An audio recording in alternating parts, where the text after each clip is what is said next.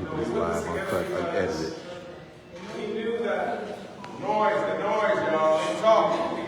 Live uncut, unedited.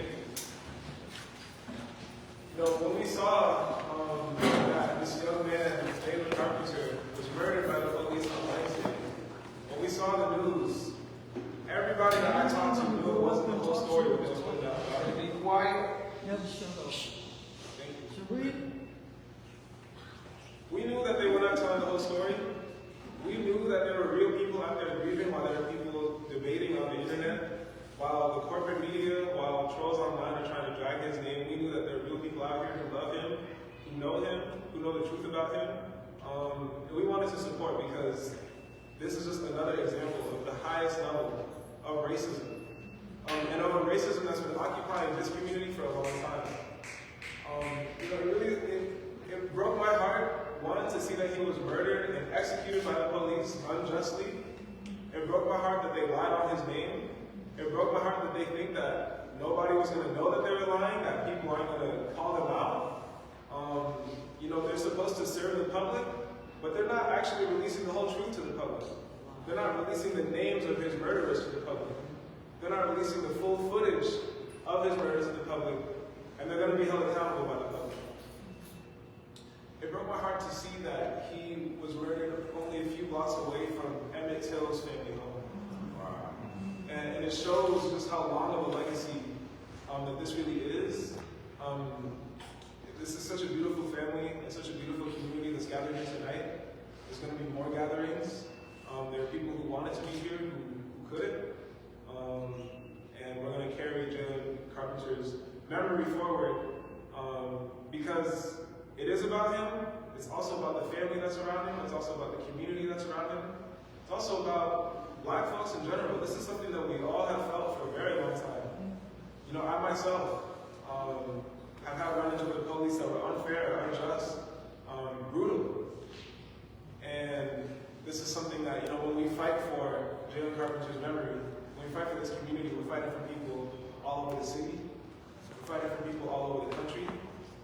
And, when we see these wars that are going on that are also being justified in a racist way, we know that we're fighting for people all over the world to speak Jalen Carpenter's name, and to call for accountability, and to call for justice. So we're going to have, a brief program. This is about the community. This is about y'all. This is about Jalen. So we're going to have two speakers come speak. We're going to have some time for folks to get to know each other, do some introductions. We have an altar here. We have some candles. So folks can come and light a candle. And while we're socializing, put one up on the altar. And then we can have some time for people to come up and share their own words. Everybody. Does that sound good? Yes. So without further ado, we can welcome our first speaker to the law, also the speaker of the week.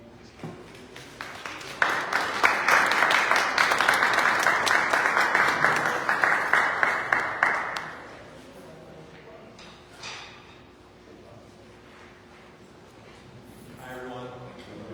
My name is Bilal. I'm a resident here. I live about a mile from this church.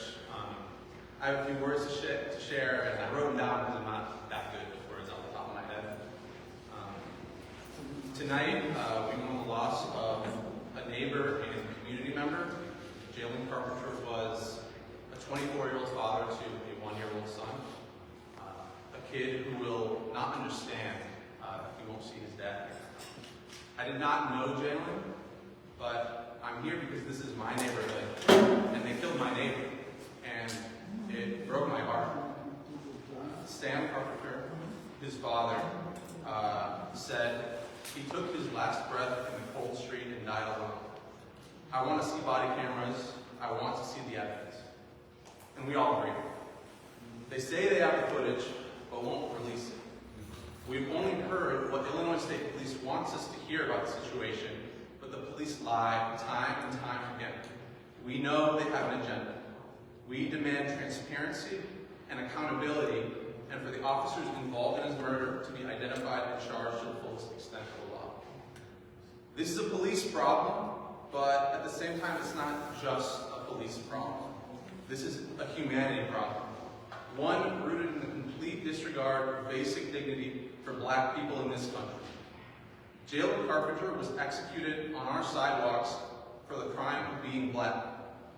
Inside and outside law enforcement, black and brown Americans are subject to institutionalized violence that are symptoms of an unjust and inhumane system. My family is from Lebanon. I just got back from a trip there, and it pains me to see that while my community is mourning our family members and mourning the war planes and bombs dropping over our family homes, I come back to where I live here and find another community mourning more death and another assassination of an innocent man. And this is all done by the same system. Our government unleashes violence on us while they export war and destruction on civilians abroad. I think back to Ferguson and the murder of Mike Brown in 2014. It took place at the exact same time Israeli and American warplanes were dropping bombs in the 2014 war in Gaza. I think back to the Israeli-American police training exchange program in which trained police officers go to Tel Aviv and come back right here in Chicago, trained in the tactics with which Israel uses to racially profile and suppress their own. I think about 1 in 5 black men in America who will be imprisoned at least at one point in their lives, and it's not on accident. Our community is living under a racist system. I'm here tonight because my heart breaks for the family. I'm here tonight because I understand our interconnectedness, and coming together as everyday working people and supporting each other is how we can fight to get justice for Jalen Carpenter. Thank you.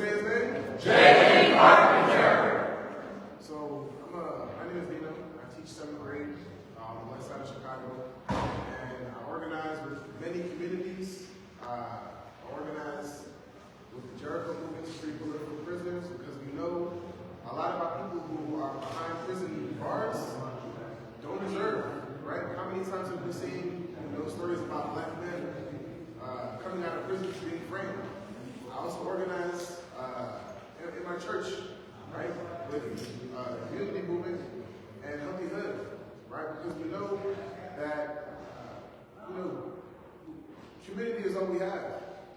In moments like this, when they try to demonize people like Jalen, when we see another black man be murdered in cold blood, right? And the first thing they say is, well, he does all the reasons why he deserved it. And the type of school that I work at alternative school. So, I deal with all the so-called the students who get kicked out of CPS, right? People who they write off and say, oh, well, they're bad people. They're bad kids. And I work with all black and Latino boys, right? So when I see people like Jalen get murdered, it breaks my heart because they don't see us as human beings, right? So I want to thank all the family members that came out. I definitely want to hear, who was Jalen Carpenter? Because when we talk about fighting police brutality, we have to fight the white supremacists, the narrative, the racist narrative, because they don't kill you just once. They kill you in the flesh, and then they try to kill you in the media. They try to kill your legacy, right? And to make it seem as if they had no reason. They did you a favor by taking you off this earth, right? That's how they try to frame it to the people to justify it. We did y'all a favor for taking someone like this out of our community. A couple other things. As Bilal said, every time the police, in my experience, I've had the police called on me for talking on the cell phone outside of a subway station. Someone said, oh, this man has a gun. The next thing I know, I'm handcuffed on the train 3 times for 2 hours because some white person saw me talking on my phone and thinks that, oh, I have a gun, right? I don't know, I'm curious the stories that people have, right? But when I hear a story like Jalen I see myself in that. And Jalen Carpenter, sorry, my name is Brandon. But, the point of us having this vigil tonight is to honor his life, to tell the truth, to combat the narrative, because it's going to get worse. It's only 3 days, and we already see the things that they're saying. They're trying to justify that, oh, well, he had a gun. Okay, why did you chase him from the highway all the way to a neighborhood and shoot him in the back so many times that, his father said they couldn't identify the body, right? That is not just a killing, that's just not like a murder, that's a lynching, right? And as Julie was mentioning, right, so not too far from where Emmett Till was murdered, or when he was murdered, but the memorial to him of his murder, right? So when we focus on this, when we talk about this, as someone who I've been organizing against police brutality for about 15 years of my life. I know I look young, but I'm 35. And it's the same repeated pattern. I've had friends and family call the police for help, and a family member ends up dead, and then you're being charged. You're in court. They're trying to sell your name, and you call them for help, right? So we've been having the chant in the streets, protect and serve. That's a lie. You don't care what black kids die. They don't value our life. So the reason we would have this vigil is to hear from y'all, the family members, to humanize him, and we want to let it be known that we will stand by you in your fight for justice. All the police tapes, all the video needs to be released, because whenever a regular person does anything wrong, they tell you, well, this is the last text message they sent. This is the last place they were at. They have all the surveillance on you. But when one of their people do something, they have to doctor the footage, they can't release it on time. So we have to demand all the footage. We have to try and prosecute the police to the fullest extent of the law, right? Because there's not one system, there's not 2, 3-tier systems in this country. There's just one justice system for everybody. And we know it's not like that, but we're going to fight to make it so. So I just wanted to extend my condolences and let y'all know that we will be by your side in this fight for justice. Because if you touch one, you touch all of us. If they can do it to Jalen, they can do it to any one of us. Right? So, peace to all possible.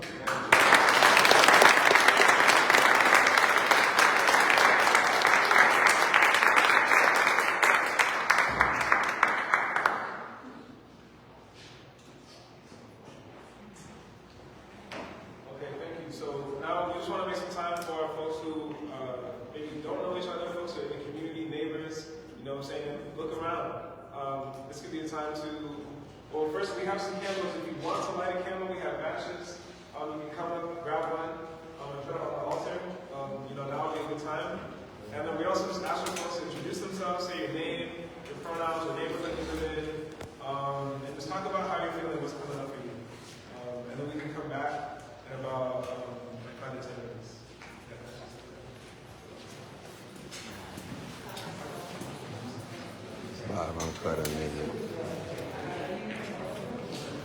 Okay, people, I'm at church over here on 64th and Kimbar. A young man that was killed by Illinois State Trooper. His name is Jalen Carpenter. And the family, also some concerned citizens and neighbors that live in the area, got this head. I just heard about it online. Somebody sent me a flyer. So I thought I'd just come by and stop by here. And so I appreciate you guys for tuning in. We're still here a few more minutes. I just want to show you guys what's going on right here. So they had a couple speakers and all that. So flip it around, lighting the candles.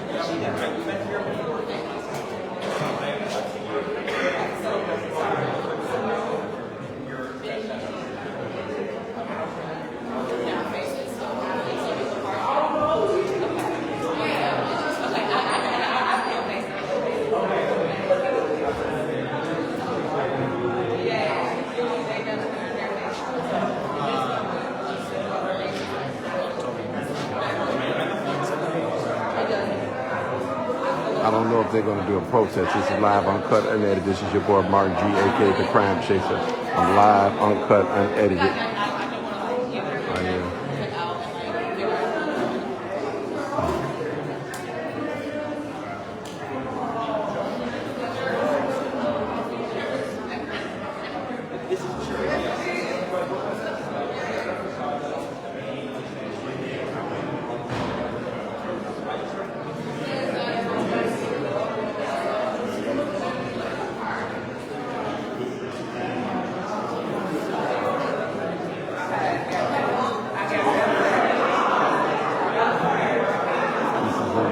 Got shot and killed by Illinois State Trooper. I believe that's on 60-something in Chet Land. It's live on Southern News.